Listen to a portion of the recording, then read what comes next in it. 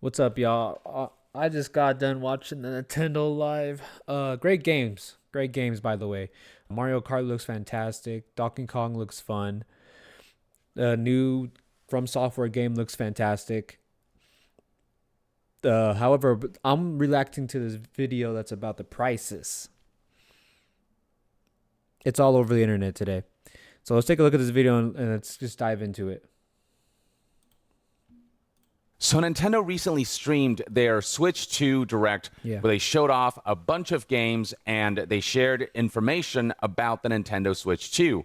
Yeah. And something that struck me as suspicious was the way that they were completely avoiding sharing anything in the way of price points in the Direct proper. Now, following the Direct, there was a press release that did disclose the price of the Nintendo Switch 2 itself. It'll launch on June 5th, 2025, with a price point, an MSRP of $450. Which already is a lot.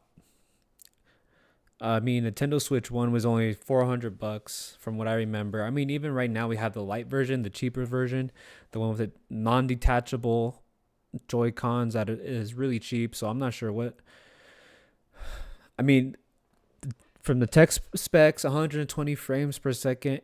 It's not even a OLED screen, it's LCD. I mean, I'm pretty sure there's going to be an OLED version coming out.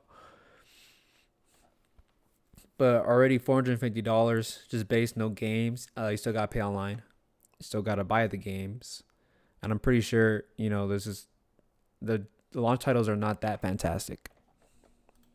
Now, if you get the bundle that includes Mario Kart World, the new Mario Kart game announced for Nintendo Switch 2, it is exclusive for the console and it is a launch title. The bundle that comes with the game will be priced at $500. So essentially, if you get the bundle, you get Mario Kart World for $50 instead of its actual MSRP. And the MSRP of Mario Kart World is the main point of this video, as that is something that Nintendo intentionally kept very low key. It's something that they didn't mention in the Direct. It's something that they don't really try to flaunt because they know. So I watched some of the Direct. They didn't mention any pricing in any of the games whatsoever. No mention of the pricing whatsoever in any of the games until the very, very end of the show. Sneaky, shady business, Nintendo. Shady business. About the backlash that this would generate. If you go to the official Nintendo website and look at the Mario Kart World page within it, as you scroll down, you'll find information about the game. The game does look awesome, by the way, with the open world that they have introduced. Yeah, the game looks great. Game looks amazing. Open world Mario Kart, like that's super ambitious. It's super innovative. We've been getting the same Mario Kart type of style games. You're just on a track, you're racing, you get new characters, you get your items, you attack other players, and it's more have your friends over, you're playing with them, so having an open world one is it's really ambitious, and it's amazing that they're doing that. Game looks good. Yeah. And various elements that make this clearly the most ambitious Mario Kart game to date. Like the game itself actually does look pretty incredible. Right. But then you scroll all the way down and you'll find what is essentially the quote unquote fine print that Nintendo didn't want you to see. Mario Kart World will launch on June 5th, 2025 alongside the Nintendo Switch, and it will be priced at $80. Ladies and gentlemen, crazy. This is the first foray into increasing video game prices by an additional $10. It was not long ago that games went from $60 to $70, and now games are going from $70 to $80, and Nintendo intends to kickstart that with the Nintendo Switch 2. The practice on its own is already scummy as it is, but the fact that Nintendo tried to keep this low-key and tried to keep customers unaware of this, especially during their big presentation when they try to garner as much positive PR as possible, just makes this even scummier. So what are the implications of this? I'm trying to think of other ways they could have did that in a better way. Could they have been upfront and set the prices during the show? Or would it have been better to do it at the beginning of the show or after? It seems after the show, it's not a good plan because everybody figured it out at the end, and they were like, okay, well, this is shady. You should have told us up front. Up front, if you think of it as a business standpoint, if they do it up front, the stock markets their stock could, go down. Customers are no longer interested. They'll be like, okay, so if Mario Kart's 80, we see the From Software game, and it's gonna be what, 90 because of the level of quality of it. So $80 MSRP. Well, as you know, when one company starts something, a trend, and they get away with it, all other companies follow suit. What this means, ladies and gentlemen, is that once this game launches, other companies will feel safe. I mean, it's gonna happen with every company. Sony, Xbox. I don't even know who started it first, but this is gonna kickstart Sony and Xbox and be like, God of War. The level of the budget we have in that, the level of quality. Let's make that $90. Standard edition. Standard edition. Deluxe edition $120.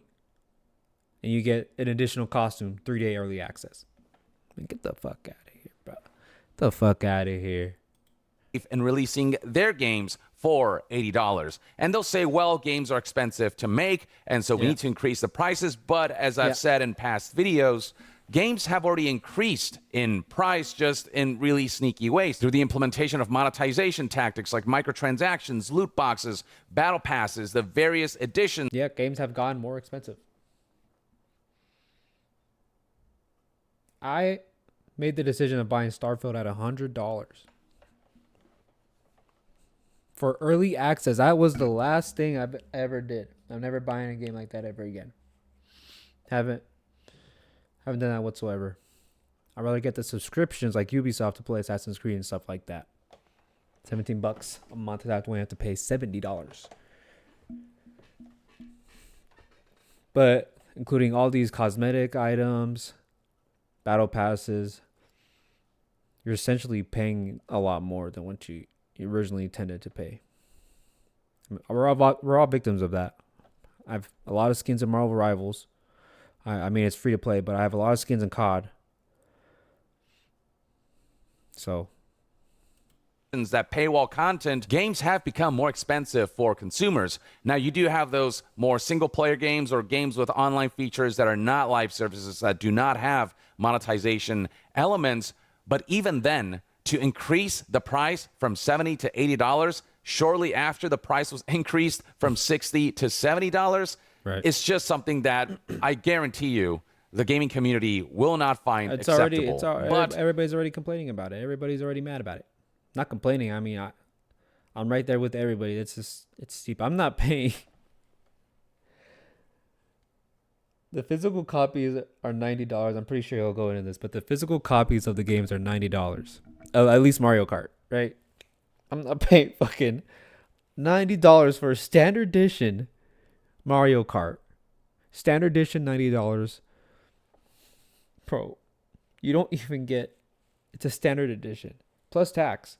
So you're looking at maybe what, 90, 98, almost 100 for one game and a standard edition? Standard edition. They're fucking tripping, dude. I'm not paying $120 for fucking standard edition Mario Kart. Or $100, whatever the fuck I said. This is fucking dumb.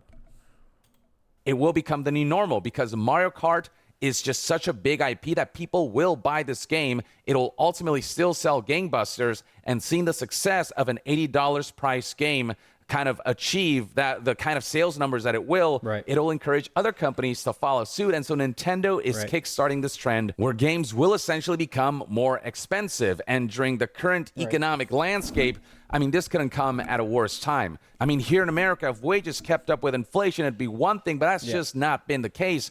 And so for game prices to increase by another $10, the base price that is, I mean, this is just as anti-consumer as things can get. And what sucks about this is that while Mario Kart World will not have monetization elements like microtransactions and battle passes and the like, there will be other companies who will follow this now $80 MSRP trend and will not just stop at that. They will, on top of that, layer monetization elements like microtransactions, loot boxes, battle passes, editions, Into $90 so on and games. so forth. I mean, Nintendo already pushed it when they We're gonna add micro. Excuse me. I am not paying $100 for Mario Kart with no cosmetics, and then when I get into the game, it's an extra 10 or 20 bucks for a fucking Mario dressed as Bowser's costume. I don't know. I'm not paying that much for that. No matter how much I love Mario Kart. And like if they're doing it with Mario Kart, which is a kart game. Oh my god, I'm just thinking of Zelda. Like, dude, they're gonna pay $90 physical edition Zelda. I like buying physical copies. You know, I recently just got back into playing my Switch. I haven't played that thing in years. And I got Pokemon Legends Arceus. I was like, you know what? I want to play my Switch. But I need a game to play, so I picked that up. Got it. I've been playing it, and I'm like, you know, I got the physical copy. It was cheaper than it was on digital at Walmart. That's where I got it. So I've been playing that, and I'm like, you know what? I'm gonna start collecting the digital copies or the physical copies now. And now they're paying 90 bones for a physical copy. You got me fucked up, man. priced Tears of the Kingdom at $70 instead of traditional $60. But at the very least, by then, other companies had set the trend, and one could argue that Tears of the Kingdom is such a massive game that as a single-player game with no other monetization elements, it might justify the price point. Mario Kart World, it looks like a great game and all, but is it an $80 game, like $80 base price game? I guarantee you that there are games with far bigger budgets that are far bigger in scale that are priced at $60, $70 that would kind of put Mario Kart World's $80 MSRP to shame, especially when those now $70 games have gone on to show that even at that price point, you are able to achieve great financial success. You don't need to go full $80 to be able to be sustainable as a game company. And Nintendo knows all of this. It's just they wanted to keep this information utterly and completely buried. You have to go to the Nintendo website, to the Mario Kart World page, and you have to scroll all the way down to see this information. But this is the internet. No matter how much you try to bury information, people will eventually find it. And when it is as egregious as this, they'll start spreading word of mouth. There's gonna be people who want the game. Of course, they're gonna find it. People want the game. They're gonna look for it and then be like, oh wow, 80 bones for Mario Kart World. Mario Kart World, 80 bones.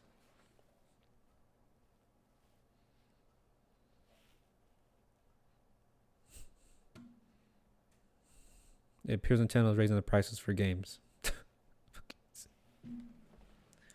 As you can see right here, people are already talking about how scummy this is. Right. Do not buy this. It's a lock. GTA 6 is going to be $100 easy. Honestly, at this point, I can see that happen. There's been rumors and speculation that Take-Two wants to price GTA 6 at $100, and now they've given all the more justification for it because Nintendo's now setting the bar at $80 minimum to purchase a full-fledged AAA game release. And then something else that the internet has discovered is that Nintendo's pricing digital versus physical games differently, so that $80 price point is just for the digital edition. This right here shows 80 euros, but same difference.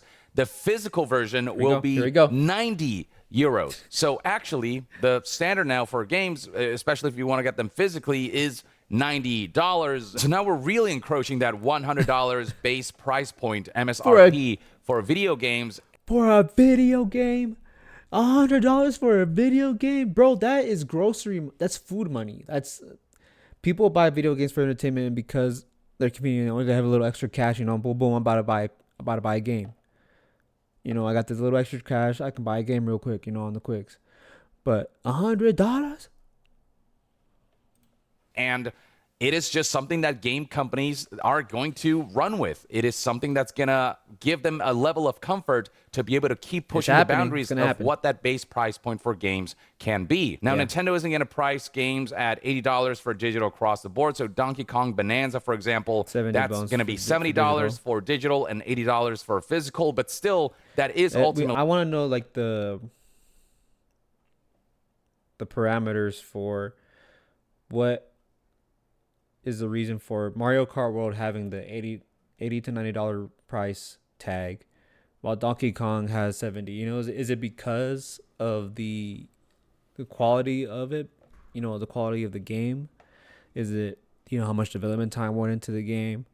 Um, I mean, Donkey Kong looks like a fantastic game. It's open world too, from what I saw in the trailers. Mario Kart World is open world, so everything's on a much bigger scale.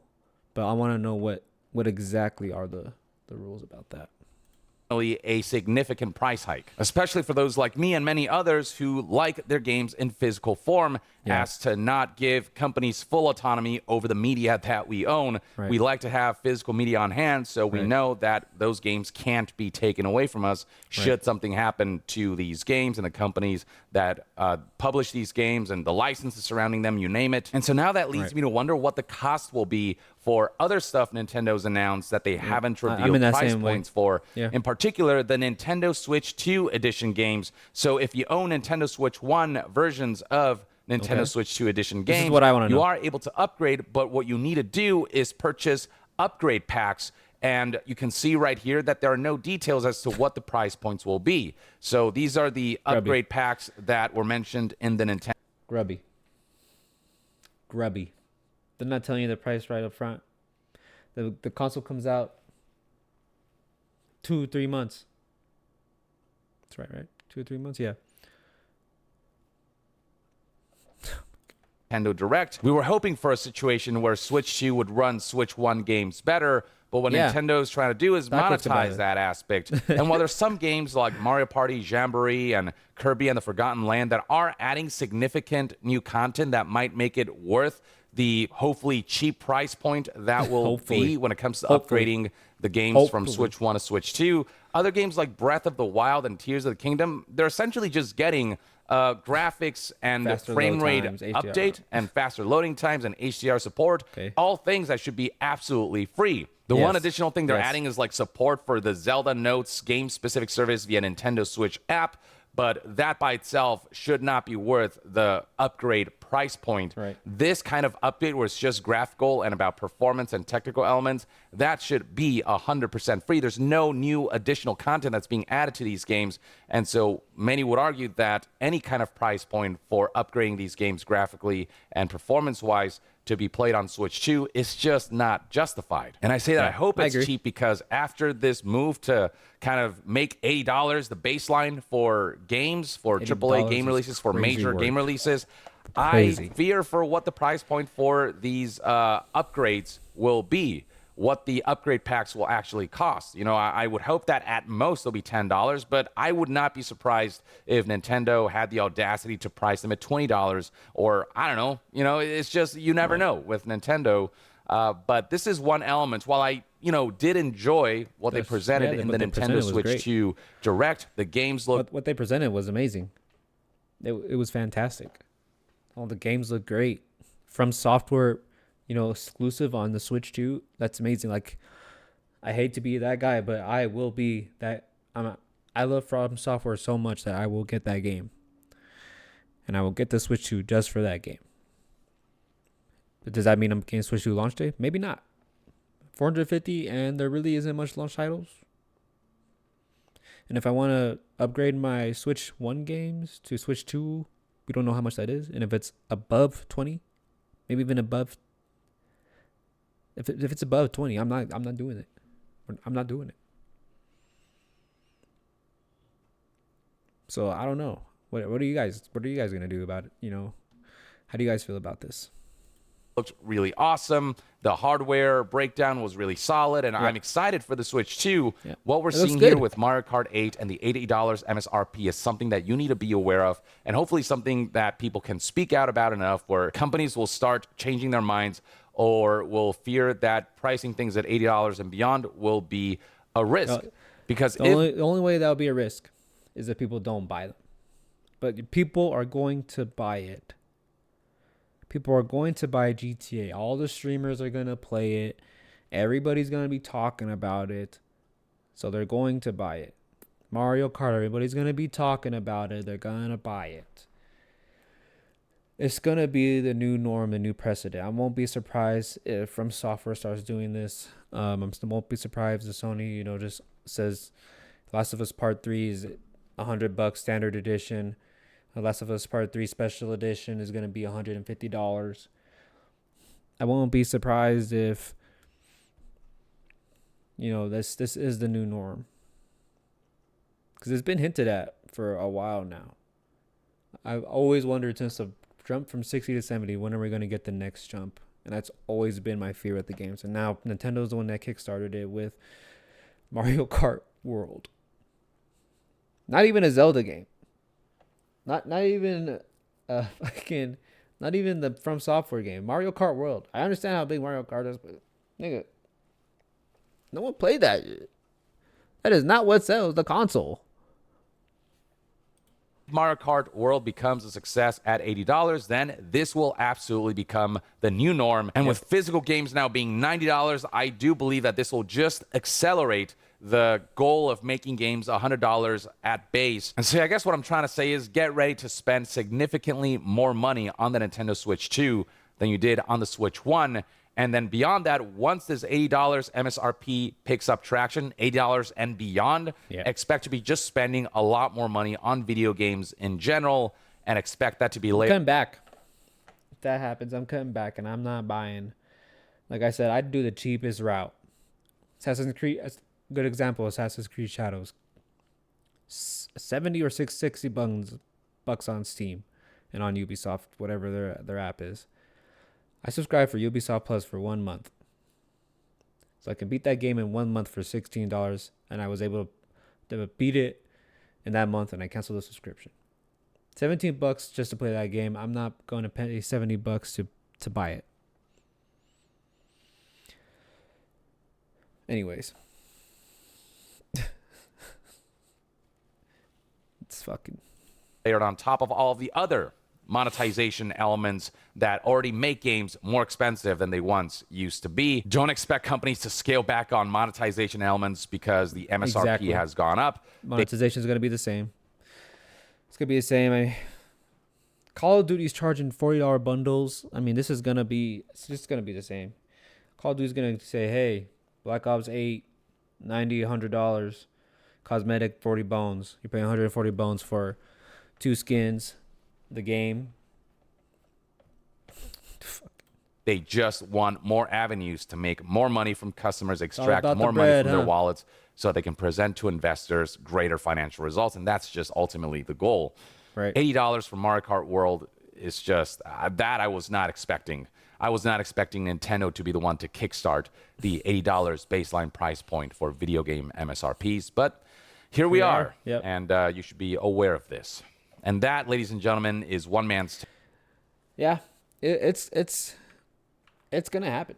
It's happening, and it's gonna be the new norm, I believe, for the foreseeable future. For like, what's our next big game? Ghost of Yotai on Sony. We don't even know how much that's gonna be priced at. Hopefully, it's gonna be $70. We don't even know how much that's gonna be, unless we do. And I'm mistaken, please let me know in the comments below if we do have that priced out. But this is going to be the new norm. And then what's next after Ghost of Yotai? What? Phantom Blade Zero, that looks good. I just don't understand. But yeah, it's going to be the new norm. I'm disappointed in this. What they showed off was great. Prices suck. Will I be getting it launch day? Probably not. Will I get it if there's a bundle for Dustblood? Probably. But I mean, there's not many good launch titles for it right now. And if I want to upgrade my Switch 1 games, I don't even know how much that's going to be. So, yep. Thanks for hanging out with me, y'all. Just be careful on what you're spending. If you're spending $80 on Mario Kart, just know that's something that you want to do and not because you're like, oh, wow, I'm following the trend. But yeah. Catch y'all on Flip. Peace.